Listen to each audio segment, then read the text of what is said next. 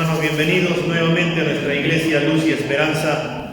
Somos una familia que avanza y vamos a abrir nuestras Biblias en el último libro de la Biblia que se encuentra en Apocalipsis, el capítulo 3, de los versículos del 1 al 6. Y en esta mañana vamos a meditar juntos en el mensaje a la quinta iglesia que el Señor le va a hacer a la iglesia de Sardis. El título de nuestro sermón en esta mañana es Sardis, una iglesia que aparentaba. Apocalipsis capítulo 3, de los versículos del 1 al 6. Dice así: escribe el ángel de la iglesia en Sardis, el que tiene los 7 espíritus de Dios y las 7 estrellas, dice esto: yo conozco tus obras, que tienes nombre de que vives, pero estás muerto. Ponte en vela y afirma las cosas que quedan, que estaban a punto de morir, porque no he hallado completas tus obras delante de mi Dios. Acuérdate, pues, de lo que has recibido y oído, guárdalo y arrepiéntete. Por tanto, si no velas, vendré como ladrón, y no sabrás a qué hora vendré sobre ti. Pero tienes unos pocos en Sardis, que no han manchado sus vestiduras, y andarán conmigo vestidos de blanco, porque son dignos. Así, el vencedor será vestido de vestiduras blancas, y no borraré su nombre del libro de la vida, y reconoceré su nombre delante de mi Padre y delante de sus ángeles. El que tiene oído, oiga lo que el Espíritu dice a las iglesias. Amado Padre Celestial, te damos gracias, Señor, porque nos concedes la gracia de poder estar aquí reunidos para poder escuchar, Señor, en esta mañana tu palabra. Señor, ayúdanos a entenderla, ayúdanos a aplicarla, que sea tu Espíritu Santo, Señor, enseñándonos y redarguyéndonos, animándonos, exhortándonos de lo que tú tienes que hablarnos, Señor, si bien como iglesia y también, Señor, a cada uno personalmente. Señor, háblanos en esta mañana, te lo pedimos en el nombre de Cristo Jesús. Amén. Ya. Hemos llegado, hermanos, a la quinta iglesia, la iglesia de Sardis. Y como hemos visto anteriormente en las otras iglesias, vamos a ver primero a la ciudad de Sardis. El Señor le dice: escribe al ángel de la iglesia en Sardis. La ciudad de Sardis, hermanos, era muy antigua. Ella fue fundada aproximadamente unos 1200 años antes de Cristo. Está ubicada hoy en lo que sería Turquía. Se encontraba la ciudad de Sardis aproximadamente a 48 kilómetros al sureste de Tiatira. Esta ciudad había logrado un gran apogeo. ¿Por qué? Porque fue la capital del reino lidio en tiempos de Creso, donde tuvo un gran apogeo, aproximadamente en el año 560 a.C. Fue una época donde la ciudad fue muy próspera, de gran comercio textil, era la capital del reino de Lidia, era famosa por su enorme templo dedicado a la diosa Artemisa, fue una de las ciudades principales de toda Grecia en su momento. Pero algo interesante, hermanos, es que podríamos ver acerca de la iglesia de Sardis, es que a pesar del carácter pagano de la ciudad en la cual se encontraba la iglesia, no parece haber enfrentado ningún tipo de persecución la iglesia de Sardis. La ciudad de Sardis estaba estratégicamente ubicada en la cima de una colina, lo cual la convirtió, militarmente hablando, en una ciudad casi inconquistable. Aunque por ese motivo, hermanos, sus habitantes eran muy confiados, pues 2 veces fue conquistada la ciudad por descuido de sus vigilantes. Fue en el año 549 a.C. y en el año 214 a.C. donde ellos fueron conquistados. Ellos fueron conquistados porque estaban tan confiados de su ubicación, estaban tan confiados en sus murallas, que se descuidaron del enemigo. Pero aunque Sardis fue una ciudad muy próspera, llena de lujos, en el tiempo del apóstol Juan, cuando él escribió este mensaje a la iglesia, toda la gloria, toda la fama que tuvo la ciudad en su momento eran cosa del pasado. Pero lo curioso es que sus habitantes vivían siempre orgullosos del recuerdo de lo que había sido su ciudad anteriormente y no querían reconocer su condición actual. Y esa condición de la vida de los habitantes de Sardis se había trasladado también al estilo de vida de la iglesia. Es decir, la iglesia de Sardis pensaba como los de la ciudad, que tuvo sus años de gloria y ellos creían que estaban bien, vivían en el pasado. Ese era el pensamiento de ellos. Es por eso que ellos también recibieron de parte del Señor un mensaje muy, pero muy duro. Y vamos a ver ahora, como en las iglesias anteriores, una característica de Cristo que se va a reflejar a la iglesia. En el mismo versículo 1 del capítulo 3 de Apocalipsis nos dice: el que tiene los 7 espíritus de Dios y las 7 estrellas. El Señor Jesucristo se presenta de manera diferente como lo ha venido haciendo en las otras iglesias. ¿Por qué? Porque va a tomarse una parte del saludo que está en el capítulo 1, el versículo 4. Si volteas la página al capítulo 1, el versículo 4 de aquí de Apocalipsis, dice de esta manera: Juan, a las 7 iglesias que están en Asia, gracia y paz a ustedes de parte de aquel que es y que era y que ha de venir, y de parte de los 7 espíritus que están delante del trono de Dios. Esto nos quiere decir, hermanos, que la plenitud del Espíritu Santo nos habla acerca de que hay la plenitud del Espíritu tiene que ver con estos 7 espíritus que están delante del trono del Padre. Jesús tiene la plenitud del Espíritu Santo en sí mismo, y Él también tiene el Espíritu Santo en plenitud para dar a la iglesia. Y nosotros somos completos en Él. El Señor Jesús gobierna su iglesia por medio del Espíritu Santo. Él es quien nos puede dar vida en Cristo. Y tenemos que ser conscientes que cuando estábamos muertos en nuestros delitos y pecados, como nos dice Efesios 2:1, fue el Espíritu de vida, el Espíritu Santo, por medio de la predicación del Evangelio, que nos dio vida para poder ver a Cristo como nuestro Señor y como nuestro Salvador. El Señor Jesús también prometió que no nos dejaría solos, porque Él enviaría al Consolador. Él mismo lo dijo cuando todavía estaba acá, que iba a enviar al Espíritu Santo.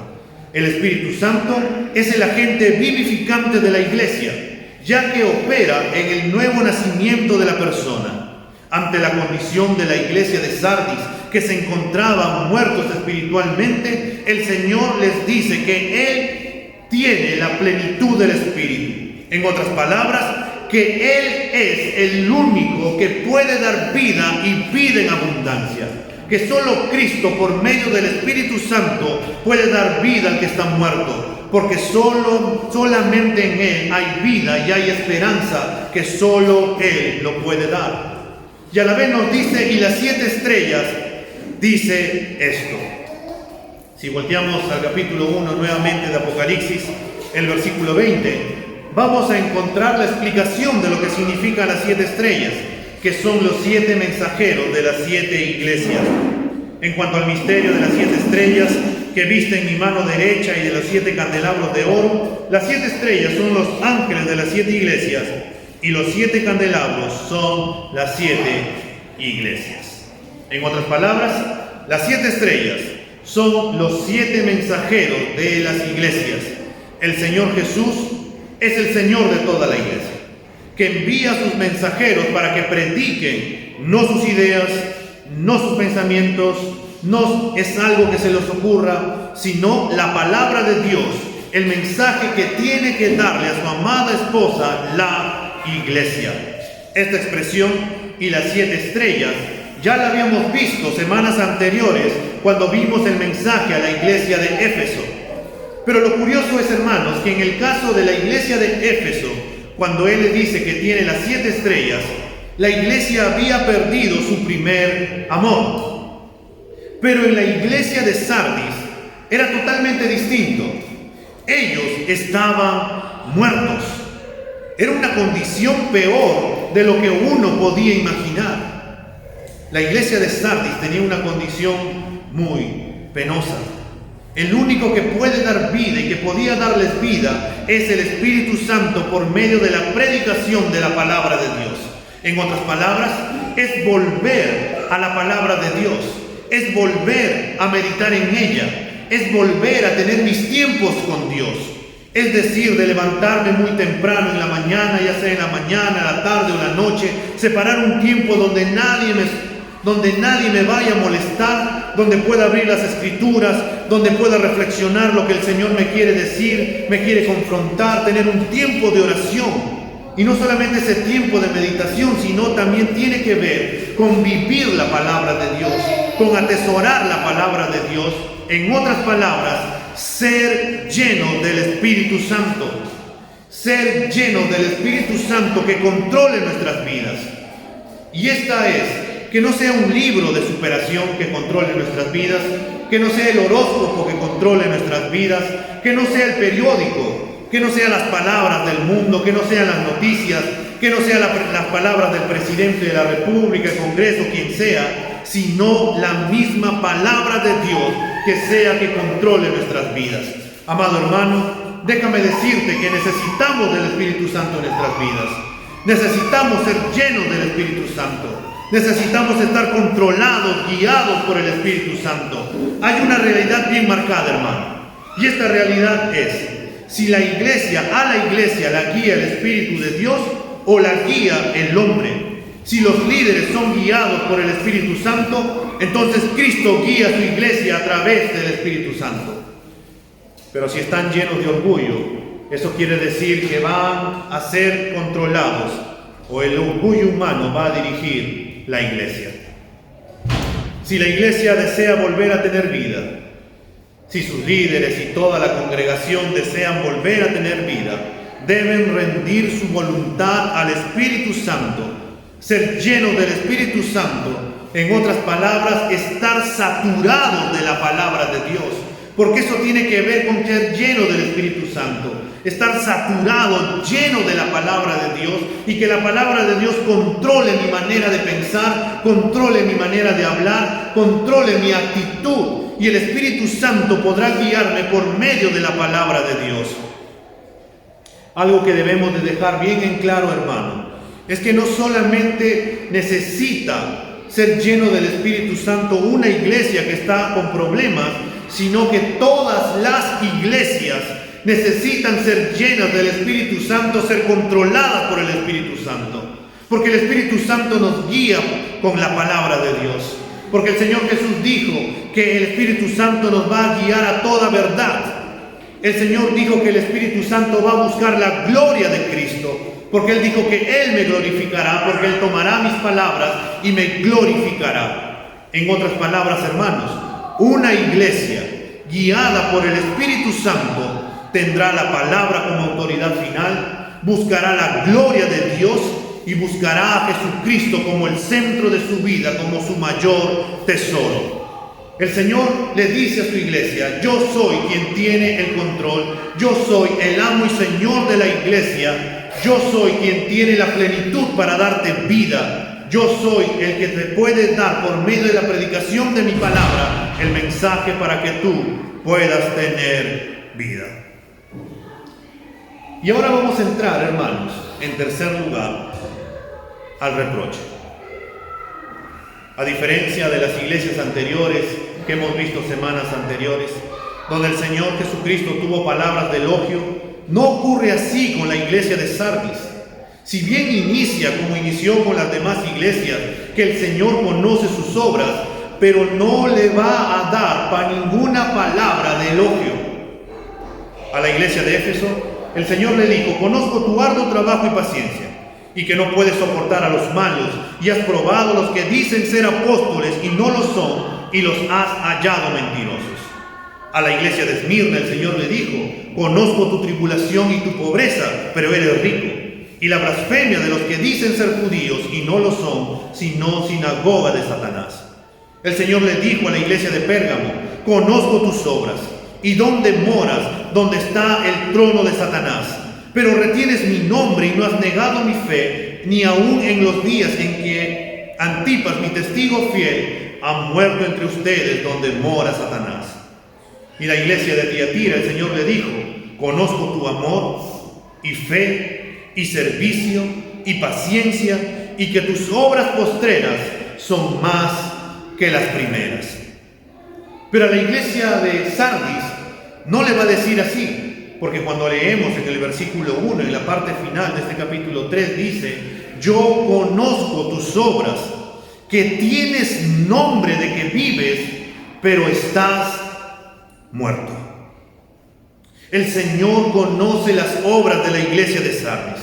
Nada se le ha escapado. No hay nada que se pueda ocultar delante del Señor de la iglesia. Por eso, en esta oportunidad, no tiene nada que elogiar a esta iglesia. El Señor Jesucristo, conociendo a su iglesia, le dice: tú dices, y los hombres dicen, que tienes un nombre, una reputación de que estás viva ante los ojos de las personas. Todo está bien para ti. Si nosotros hubiéramos estado en la iglesia de Sardis y le hubiéramos visitado, hubiéramos visto que ha sido una iglesia muy activa, que tenía muchas actividades, que tenía muchos programas. Era una iglesia saludable a simple vista. Pero la realidad es que las muchas actividades en una iglesia no significa que la iglesia sea saludable. Un comentarista dijo esto acerca de Sardis: no debemos de tener la impresión de que Sardis era un asunto de difunto, con el edificio destruido, los miembros dispersos y un pastor listo para renunciar. Era una iglesia ocupada, con reuniones cada noche. Los comités abundaban, todo en movimiento, promoción y publicidad, con algo sucediendo en todo tiempo. Tenía una reputación de estar viva, bien despierta, siempre preocupada. En otras palabras, hermanos, diríamos que era una mega iglesia. Que era una iglesia que tenía programaciones todos los días de la semana. Tenía transmisiones en vivo, tenía una buena publicidad. La sociedad sabía aquí dónde estaba la iglesia de Sardis. Tú decías: oye, la iglesia ya está en tal terreno. Sí, es una iglesia y tal. Era una iglesia activa que tenía muchos programas. Ellos se creían y tenían fama de ser una iglesia espiritualmente viva. Pero la realidad era muy diferente ante los ojos de Jesucristo, que todo lo conoce.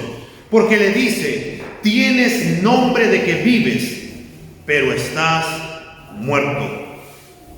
Ellos se disfrazaban de una falsa religiosidad, pero su corazón se encontraba muy lejos de Dios. Parecería, hermanos, que después de 2000 años, la carta dirigida a Sardis sería la misma que Dios tendría que escribir a muchas iglesias en este tiempo, donde se enseña y se piensa que ser cristiano es vivir una vida de apariencias. Aparentar, hermanos, es querer demostrar algo que en realidad no se es o no se tiene. Es decir, yo puedo aparentar ser rico, tener un traje que me ha costado muchísimo dinero, pero cuando en realidad mis bolsillos están llenos de polillas y huecos porque no tengo absolutamente nada. Aparentar simplemente algo exterior cuando en realidad no lo es. Y lamentablemente, hermanos, en la iglesia del Señor hay muchos que parecen estar vivos, pero en realidad están bien muertos. Sardis tenía música, tenía mensajes, tenía membresía, tenía ministerios, tenía reuniones, pero no tenía vida. Por eso el Señor le dice: pero estás muerto. Y el Señor hace un contraste entre el nombre que estos tenían y la realidad en la cual estos se encontraban. La iglesia de Sardis es un buen ejemplo de que lo que nosotros llamaríamos cristianismo nominal. En nuestras palabras, esta iglesia era cristiana, pero solo de nombre. Era una iglesia infructuosa, sin poder, sin pureza, sin salvación, sin santificación, sin transformación de vida por la poderosa palabra de Dios. Ellos habían dejado la palabra de Dios. Y uno podría preguntarse: ¿por qué hay iglesias muertas? Porque la palabra de Dios dejó de ser creída, dejó de ser predicada, dejó de ser obedecida. La misma palabra que da vida a los que están muertos en pecado para salvarlos, y que santifica a los cristianos para formar en ellos a la imagen de Cristo, dejó de ser predicada en aquella iglesia. El punto, hermanos, es que si dejamos de predicar la palabra de Dios hoy, ten por seguro que la iglesia se llenará de muertos y dormidos el día de mañana. La iglesia de Sardis tenía fama de ser una iglesia muy viva, pero tristemente ni uno de ellos ni los demás se daban cuenta de que en realidad estaba muerta. Una iglesia puede parecer muy activa, trabajadora, grande y fuerte, pero con todo y eso estar muerta espiritualmente. Lo más probable es que ellos, hermanos, lograron evitar los conflictos con aquellos que los perseguían en el inicio cuando fue la iglesia. Recordemos a las otras iglesias: Éfeso, Pérgamo, Esmirna, Tiatira. Eran iglesias perseguidas por los judíos y por los romanos. Pero parece que esta iglesia hizo un convenio de paz con el mundo. Hizo este convenio con el mundo a costa de comprometer el mensaje recibido, el evangelio, y a costa de acomodarse al estilo de vida de la ciudad. Ellos tenían buena reputación delante de la sociedad, pero para Cristo estaban bien muertos. Una iglesia que hace a un lado la palabra de Dios para agradar a la gente está en peligro de morir espiritualmente, aunque tenga un gran nombre.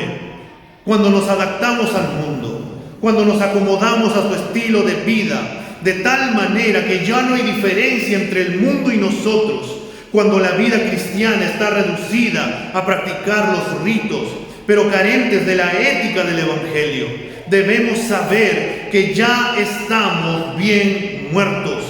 El buen testimonio consiste, hermanos, en seguir a Cristo hasta el agravio y aún incluso hasta la muerte. Dios no nos pide ni éxito ni fama ante los hombres. Lo que el Señor nos pide y nos demanda es fidelidad, obediencia. Y no debemos de equivocarnos. La fama y el éxito no equivale a fidelidad a Dios. Tú puedes ver muchas iglesias llenas, puedes ver gran cosa, pueden ser muy famosas en muchos sentidos, pero es posible que no sean fieles al Señor. John MacArthur hace un comentario acerca de la iglesia de Sardis y dice: ¿cuáles son las señales de peligro que indican que una iglesia está muriendo?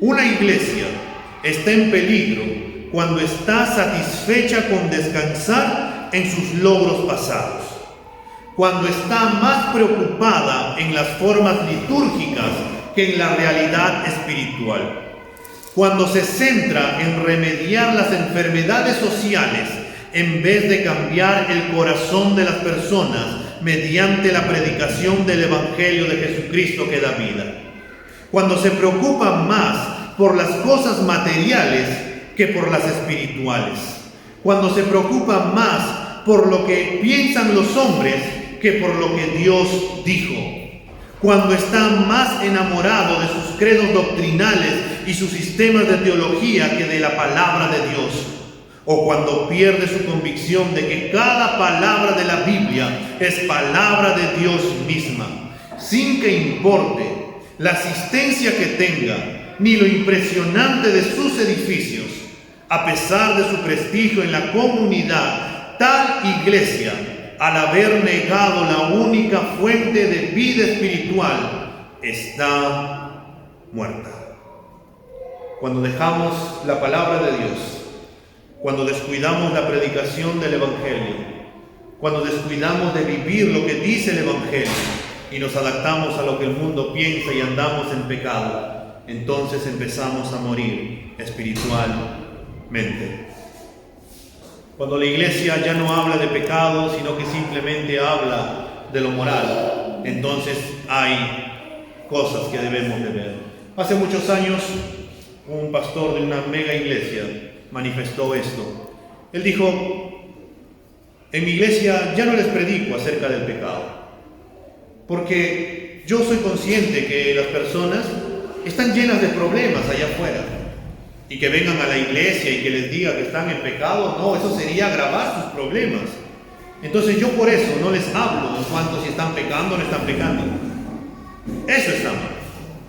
Porque sería descuidar de lo que dice la Biblia. Si la Biblia te dice no tienes que mentir, entonces no tienes que mentir. Y el apañar las cosas termina siendo una iglesia vendiendo el Evangelio.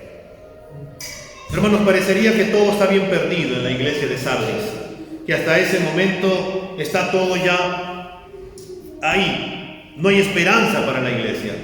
Pero al igual que a la iglesia de Tiatira, el Señor, cuando le mostró todavía gracia a esta pseudo profetisa que le había dado tiempo para arrepentirse, el Señor ahora les va a dar un mandato y les va a llamar al arrepentimiento. Por eso vayamos a ver los versículos 2 y 3 de este capítulo 3 de Apocalipsis, donde nos dice: ponte en vela y afirma las cosas que quedan, que estaban a punto de morir, porque no he hallado completas tus obras delante de mi Dios. Acuérdate pues de lo que has recibido y oído, guárdalo y arrepiéntete. Por tanto, si no velas, vendré como ladrón, y no sabrás a qué hora vendré sobre ti. El Señor Jesucristo le sigue mostrando gracia a la iglesia de Sardis y les va a mandar varias cosas para que ellos puedan volver a sus caminos. Y lo primero que les manda y les dice es: ponte en vela. En otras palabras, hazte vigilante. El Señor les manda a su iglesia a estar vigilante ante los peligros espirituales que le están acechando. El Señor le dice a su iglesia: despierta, ponte alerta, hazte vigilante. Mira cómo está tu situación. Recuerda. Al oír estas palabras, los hermanos de la iglesia de Sardis habrán recordado de inmediato la historia de la ciudad. Como dijimos al inicio, Sardis estaba sentada sobre una colina de unos 500 metros de altura. Los tres lados de la colina eran precipicios de roca lisa y el único camino de acceso que estaba por el lado sur era un estrecho empinado difícil de subir. Por su ubicación, hizo que sus habitantes de Sardis se volvieran confiados al ver que la ciudad era inquebrantable. No era fácil poder conquistarla. Pero sin embargo, en el año 549 a.C., Ciro de Persia la conquistó. ¿Y cómo lo hizo? Escalando la colina de noche mientras los soldados de Sardis estaban confiados, embriagados y dormían. Sardis cayó porque sus soldados no fueron vigilantes. Y lo mismo ocurre con el creyente y con la iglesia. Cuando nos confiamos, cuando no nos hacemos vigilantes, cuando no estamos alertas, ¿qué es lo que hace Satanás? Satanás, que es muy astuto, que anda como león rugiente buscando a quien devorar, empieza a ver por qué lado estamos fallando, lo escala y termina conquistando, y esa iglesia o ese creyente termina estando mal. Por eso la situación era similar a la cual se encontraba la iglesia de Sardis.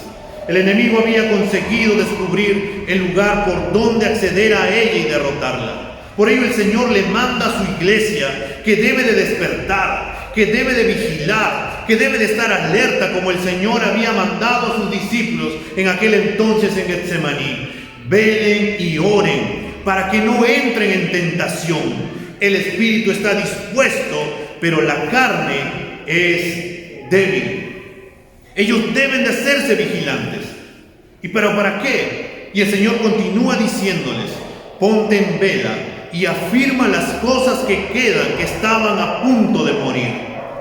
La iglesia en Sardis debía afirmar aquellas cosas buenas que le quedaban. Es por ello el mandato de despertar y ser vigilante. Ellos deberían de darse cuenta de las cosas que aún no habían sido arrebatadas por el enemigo y poder de esa manera afirmarlas. El Señor llama a su iglesia a despertar y velar para luego guiarla a un cambio producido por el Espíritu Santo. La iglesia debería despertarse para avivar las brasas del amor, la fe, el servicio, la paciencia, la esperanza que estaban a punto de extinguirse. Pero uno tendría que preguntarse: ¿cuál es la razón que justifica tal amonestación de que ellos tenían que afirmar las cosas que le quedaban. Y el Señor les dice en el mismo versículo: porque no he hallado completas tus obras delante de mí. En otras versiones dice: porque no he hallado perfectas tus obras delante de Dios. Lo que el Señor reprocha a la iglesia en Sardis no es la cantidad, sino la calidad de las obras que estos hacían. El Señor Jesucristo les dice que sus obras no las ha hallado completas. Eso quiere decir que ellos hacían algo y lo dejaban. En otras palabras, ellos hacían cosas a medias. Y nosotros podemos hacer cosas a medias, hermanos, cuando oramos para aparentar, cuando alabamos simplemente por costumbre, cuando damos a regañamientas, cuando servimos con fastidio, cuando lideramos sin amor, cuando evangelizamos sin compasión simplemente para que la gente pueda notar que estamos ahí, cuando usamos los dones sin amor, cuando servimos con fastidio, cuando venimos a la iglesia y decimos: uy, hoy día me toca enseñar, hoy día me toca hacer, pero qué pereza, de verdad, hoy día debería de quedarme en mi casa porque estoy tan cansado, pero tengo que ir y seguro por ahí va a estar este chiquito, por ahí va a ir este hermano. No, hacemos cosas a medias. Aunque a la luz de las personas podrían ser cosas buenas de las que están haciendo, el poder evangelizar, el poder enseñar, el poder servir, pero para el Señor no eran buenas. Las obras de la iglesia eran suficientes para darle una buena reputación ante los hombres, pero eran inaceptables a los ojos de Cristo. Y hermanos, tendríamos que preguntarnos en este tiempo: ¿cuántos ministros, siervos, ministerios que los hombres alaban en este tiempo serán aprobados por Dios? ¿O simplemente lo hacen por cumplir, por simplemente querer agradar a los hombres o agradarse a sí mismos? Y es por eso que el Señor los llama al arrepentimiento y les dice: acuérdate, pues, de lo que has recibido y oído, guárdalo y arrepiéntete. La iglesia en Sardis no tenía problemas de ignorancia. La iglesia en Sardis tenía un problema de memoria. Por eso el Señor les ordena: acuérdate, recuerda, trae a tu mente el Evangelio, recuerda cómo se te predicó, recuerda el costo que se dio del Evangelio cuando vino a ti, recuerda cómo los hermanos te compartieron el Evangelio, recuerda cómo tú estabas al inicio, recuerda cómo era tu primer amor, recuerda cómo era tu servicio dentro de la iglesia. Recuerda que tú buscabas la palabra de Dios, que buscabas meditar la palabra, que querías aprender cada día más y más de la palabra, que querías saber, que querías escudriñar, que querías pasar tiempos a solas con tu Señor.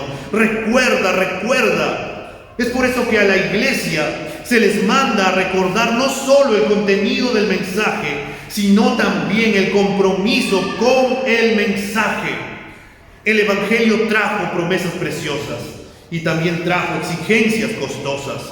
Cristo les trae a la memoria aquella etapa en la que ellos hallaron su tesoro más grande en Dios y donde estaban dispuestos a darlo todo por Cristo. Porque no se trata de llevar a cabo las obras que sean religiosas, sino aquellas que son el fruto de una comunión intensa con su amado Señor y Salvador Jesucristo. El querer como el hacer, dice, el Señor lo produce por su buena voluntad. Cristo nos dio un nuevo corazón que encuentra reposo, hermanos, cuando vive en comunión con Cristo. En otras palabras, cuando separo mi tiempo para poder estar a solas con mi Señor. Cuando abro las Escrituras para poder meditar y tener mi tiempo de devocional con mi Señor. Cuando tengo un tiempo de oración con mi Señor.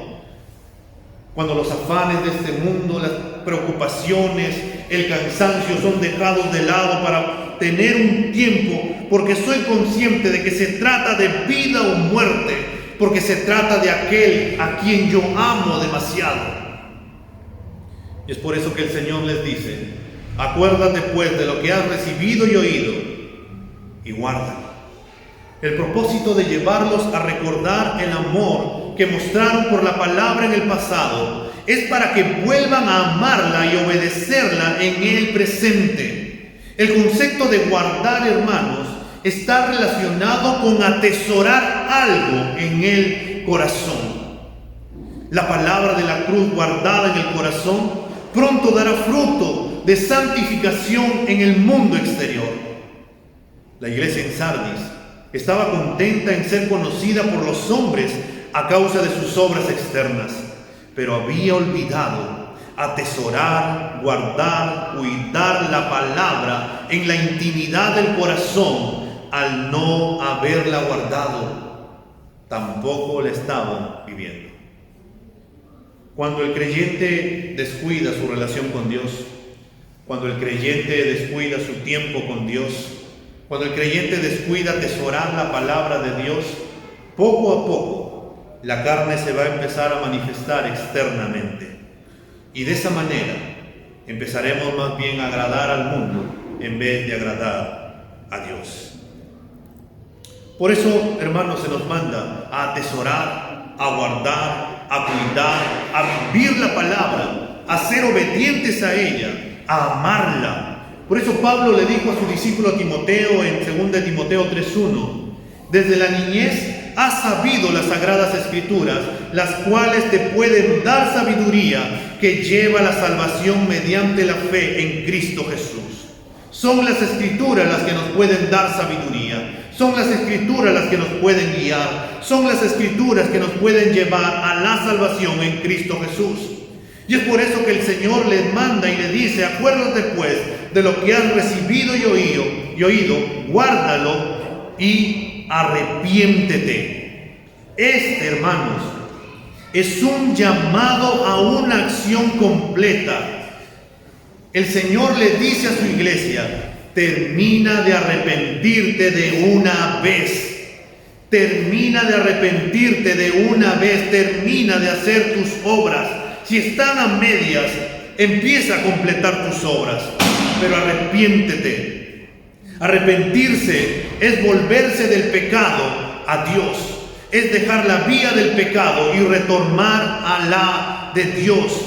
La iglesia debía dejar el camino de las apariencias, de aparentar ser cristiano, como algunos tienen por costumbre, ¿no? Tú te subes a un taxi, lo primero que vas a poder ver ahí en algunos es una Biblia. Y lo primero que piensas es que esta persona es creyente. Pero cuando pone su música, te pone todo tipo de música que tú automáticamente dices, este no es. Y peor, si se pasa la luz roja y por ahí de su boca salen palabras deshonestas, entre otras cosas más, te das cuenta que él no es cristiano. Pero puede ser aparentar, como aquella oportunidad un joven dijo acerca de su madre. Yo no quiero ir a la iglesia, dijo él. ¿Por qué no quieres ir a la iglesia?, le pregunté. Él me dijo, porque en la iglesia son hipócritas. ¿Qué? La realidad no es así.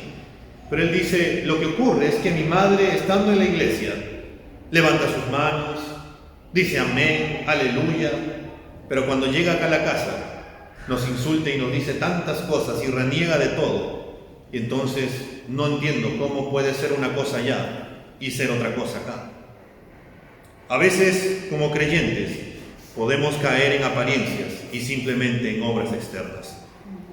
El fruto que el Señor buscaba en la iglesia sería dejar de hacer las cosas para agradar a los hombres y empezar a hacer las cosas para agradar a Cristo, donde el creyente pueda arrepentirse, donde los hermanos puedan decir si se han equivocado, he pecado, me arrepiento, es mi culpa, perdón. Pero a veces no hay nada de eso, sino que todo lo contrario, nos enorgullecemos y no decimos de eso. El gran remedio espiritual, hermanos, para sanar el pecado, de vivir apariencias y de la opinión de los demás, es empezar a vivir y ser sinceros, ser fieles y obedientes a Dios. Y tal vez tú digas como un niño malcriado, ¿no? Por ahí, y si no quiero, ¿qué me va a pasar? Como algunos rebeldes, ¿no? Y si no, ¿qué va a pasar? El Señor les dice, por tanto, si no velas, vendré como ladrón, y no sabrás a qué hora vendré sobre ti. Cuando un padre aconseja a su hijo, al final es el hijo quien tiene la decisión de obedecer o ignorar el consejo. De esta misma manera, una vez que Dios aconsejó a la iglesia de Sardis, era ella quien tenía que tomar la decisión de obedecer o desobedecer la voz de Dios. El Señor Jesús le dice que si ellos no quieren darse cuenta que están equivocados, que están cegados, que están muertos, y no se ponen en estado de alerta, de vigilancia, y no se arrepienten, vendrá sobre ellos para castigarla. Si la iglesia no despierta, no afirma lo bueno, no aplica la palabra y no se arrepiente, Cristo le hará una visita de juicio. Él viene como ladrón. Y esta es una metáfora que podemos ver en todo el Nuevo Testamento, donde se nos muestra de una visita inesperada. El factor sorpresa de su visita del Señor se enfatiza en la expresión: y no sabrás a qué hora vendré sobre ti. Jamás, nunca podrás saber a qué hora vendré sobre ti. Nadie llegaría a saber por anticipado cuándo sería. Nadie puede especular o jugar con la santa ira de Dios. Hermano, hay un tiempo de gracia de parte del Señor, donde el Señor nos llama al arrepentimiento, nos llama a volver a Él, nos llama a darnos cuenta, a ser vigilantes, a retomar las obras que habíamos dejado a medias para poder completarlas. Y si no lo hacemos, hermanos, habrá también un tiempo en el que Cristo decide actuar y juzgar a su iglesia. Es por ello que tenemos que mirar la bondad de Cristo, que todavía llama al arrepentimiento, y también tenemos que mirar la severidad de Cristo, que también llama a que si no se arrepienten, habrá un tiempo de juicio. Y ante ello tendríamos que preguntarnos, hermanos, ¿cómo la iglesia debería esperar a Cristo? ¿O cómo crees que debemos de esperar a Cristo? ¿Cómo tú esperarías a Cristo? Y tal vez de nuestras mentes empiecen a decir tantas cosas, y ante esa respuesta que tienes en tu mente, tendríamos que preguntarnos: ¿y por qué no lo hacemos? Si hoy eres consciente de que no estás andando bien, arrepiéntete y vuelve a Cristo, y encontrarás gracia y perdón.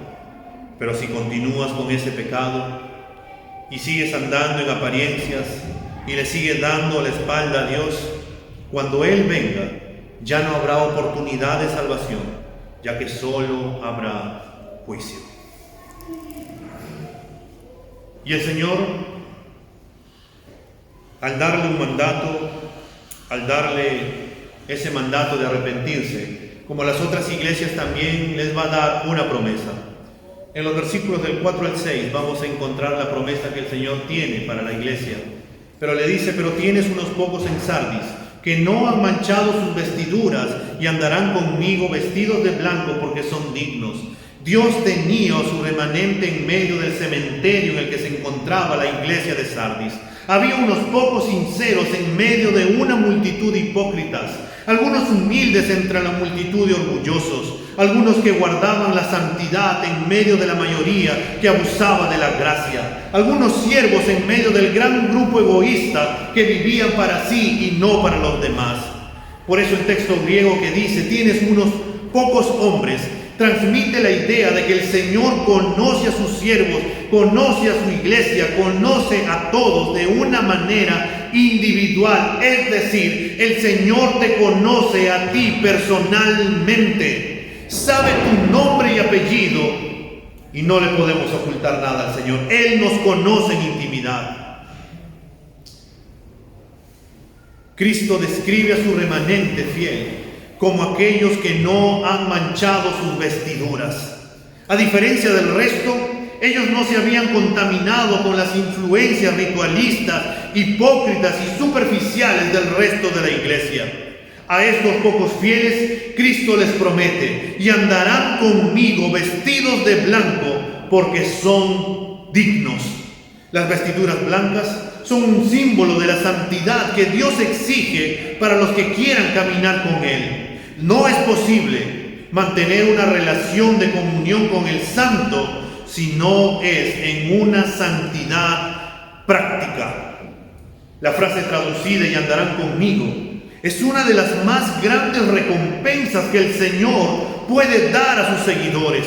Los cristianos en Sardis que niegan comprometerse al pecado de su ciudad serán recompensados con un caminar más íntimo con Jesús. Los puros pueden tener mayor intimidad con Dios, no porque lo han ganado, lo merecen, sino porque están más interesados en las cosas de Dios y porque Dios quiere de esa manera premiarlos.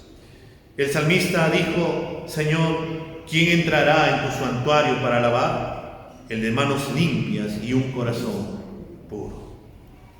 Pero hermanos, tendríamos que preguntarnos, ¿qué va a pasar con los que son cristianos por nombre? Los que profesan pero no poseen. ¿Qué va a pasar con los que por fuera se miran religiosos pero por dentro están llenos de amargura?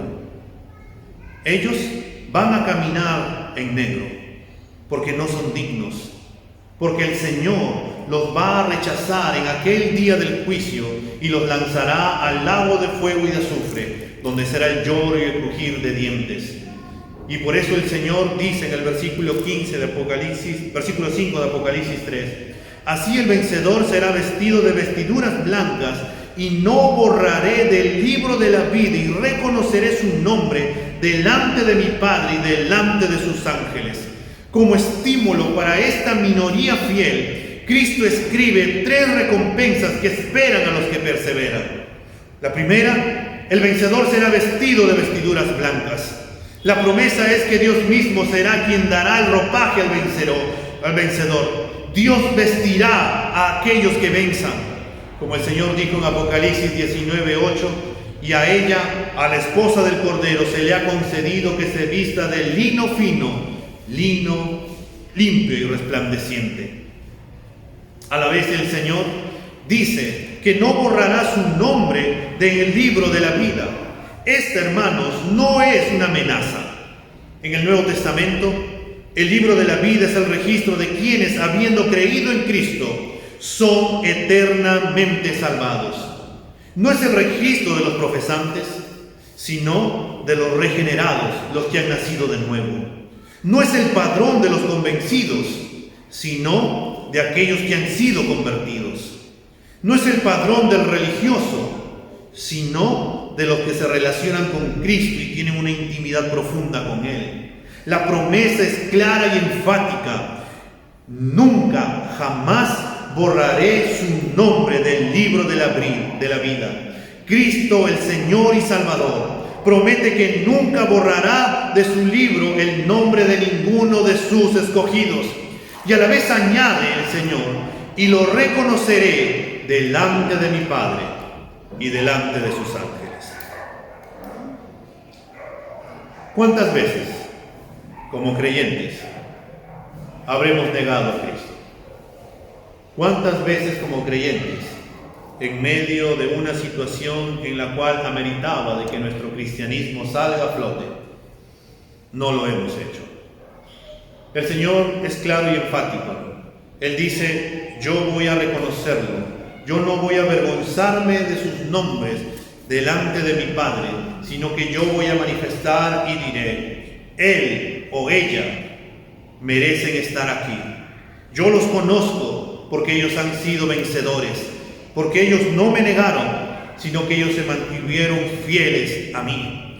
Es por eso que Hebreos 2:11 dice: por tanto, el que santifica como los que son santificados son todos de un Padre, por lo cual Él no se avergüenza de llamarlos hermanos. Y al vernos en el cielo, hermanos, el Señor no nos tratará como a unos extraños, sino va a reconocer como sus hermanos. Y cuando lleguemos al cielo, Cristo nos confirmará ante el trono de su Padre y ante la mirada atónita de sus ángeles de que estemos allí presentes, y al llegar al cielo el Señor dirá: ellos son mi pueblo, ellos son mis siervos, ellos son por los cuales yo di mi vida en la cruz. Y entonces, hermanos, tenemos que terminar con una pregunta: ¿qué vamos a hacer al respecto? Y por eso está el versículo 6 del capítulo 3 de Apocalipsis, que nos dice: el que tiene oído, oiga lo que el Espíritu dice a las iglesias. Si eres un convencido y no un convertido, si estás jugando a aparentar ser un cristiano, un siervo, te animo, hermano, que en esta mañana escuches al Espíritu Santo, te arrepientas de tu pecado y confíes en la obra de Jesús para tu salvación. Si eres un creyente dormido, que te has acostumbrado a la rutina del cristianismo y que tú piensas que estás totalmente seguro, entonces cuidado, hermano. Escucha las enseñanzas de hoy del Espíritu Santo, que nos llama a ser vigilantes, a estar alerta, a arrepentirnos del sueño, porque el Señor viene pronto a ejercer su amorosa y correctiva disciplina hacia nosotros. Pero si eres un creyente fiel, no te duermas, refúgiate en la comunión con Dios, sostén lo bueno que aún queda. No te dejes arrastrar por las malas influencias que hay allá afuera e incluso dentro de la iglesia. Camina con Cristo, vive con Cristo, vuelve a la meditación de su palabra con Cristo, vuelve a atesorar a Cristo. Y entonces, hermanos, ¿qué vamos a responder? Si en esta mañana el Espíritu Santo, por medio de la predicación de su palabra, te lleva a darte cuenta que hay algo en tu vida que tienes que cambiar, hoy es un buen momento que tenemos que arrepentirnos para poder volver a Cristo. Hemos ido avanzando durante todo este tiempo las distintas iglesias, y la verdad es que cuando llegamos a esta iglesia es algo duro poder escuchar que esta iglesia aparentaba estar viva, pero en realidad estaba muerta, porque hacía sus obras a medias y porque había descuidado su relación con Cristo. Vamos a ponerlo.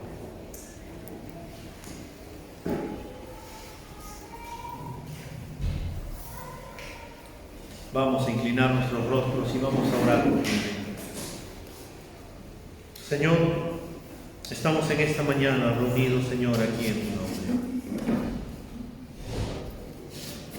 Tú eres el Señor de la iglesia. Nada se te puede ocultar, Señor, porque tú lo conoces y lo sabes todo de nosotros.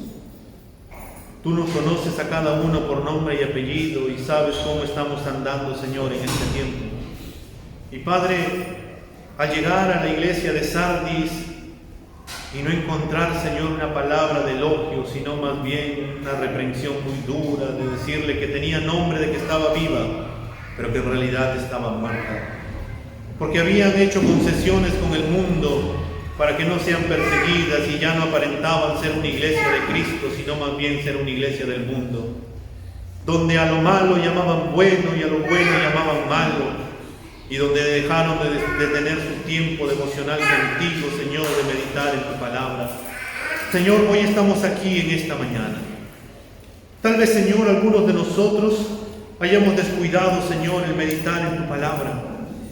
Tal vez algunos de nosotros, Señor, hemos andado más en los afanes de esta vida, Señor, y más bien el cansancio, Señor, nos ha vencido, como la iglesia de Sardis, que se quedó dormida y Satanás fue tan astuto que empezó a atacarla hasta que terminó muriendo, Señor. Pero hoy nos llamas a que debemos de estar alertas, a que debemos de despertar, a que debemos de retomar aquellas obras, Señor, que todavía no han muerto, que todavía no se ha apagado aquella vela. Y Señor, si hemos descuidado nuestro tiempo contigo, Señor, perdónanos, Padre. Y permítenos volver a ti, Señor, para poder separar un tiempo de poder estar contigo a solas, de poder tener un tiempo devocional, de poder orar, Señor, y pasar contigo esos tiempos donde tú nos puedas enseñar, hablar y guiar. Y si, Padre, tal vez hemos hecho concesiones con el mundo, y hemos estado andando más en pecado, Señor, y hemos seguido el consejo de otras personas y no de tu palabra, te pedimos en esta mañana también que nos perdones, Señor. Señor, perdónanos y ayúdanos, Señor, a volver nuevamente a ti. Perdónanos, Señor, porque hemos pecado contra ti, porque nos hemos alejado de ti, Señor. Señor, tú que tienes el Espíritu y la plenitud del Espíritu, y que el Espíritu Santo gobierna la iglesia, Dios mío, danos vida en ti, Señor. Llénanos con tu Espíritu Santo. Satúranos con tu Espíritu Santo, Señor. Llénanos y satúranos con tu palabra, Dios mío. Que sea tu Espíritu Santo, Señor, controlando nuestras mentes, controlando nuestras palabras, controlando nuestras actitudes, y que nos pueda sacar, Señor, de nuestra rutina para poder volver a caminar contigo, Señor.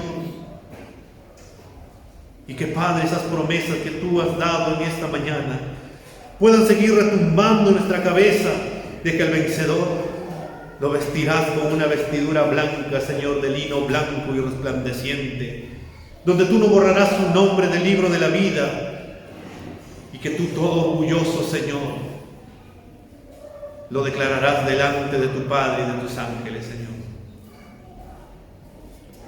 Señor, ayúdanos a ser conscientes de que vuelves pronto. Y si vuelves pronto, ¿cómo tú nos quieres encontrar, Señor? Que lo que cada uno piensa, Señor, y reflexiona ahí en sus mentes, tu Espíritu Santo, Señor, pueda llevarnos a la convicción, a que hagamos de una manera práctica, Señor, el vivir en santidad, el poder amar a los hermanos, el poder predicar el Evangelio, Señor, a aquellas personas que no te conocen, el poder vivir el cristianismo, Señor, dentro de la iglesia y fuera de la iglesia, y donde podamos levantar, Señor, nuestro estandarte, nuestra bandera, y poder decir que solo tú, Cristo, que solo tú, Cristo, que solo tú, Cristo, eres nuestro Señor y Salvador, y que no te cambiaremos a ti por nada y por nadie, Señor. Señor, sigue haciendo esa obra en nuestras vidas. No te canses de hacer el bien, Señor, en nuestras vidas. Ten compasión de nosotros, Señor. Y acuérdate, Señor, que somos carne. Y ayúdanos y vivifícanos, Señor, por tu Espíritu. Señor, gracias por este tiempo. Y te pido, Señor, tú que produces el querer como el hacer, que podamos hacerlo de una manera práctica, el vivir para ti. En Cristo Jesús, Señor, te damos gracias. Amén. Ya.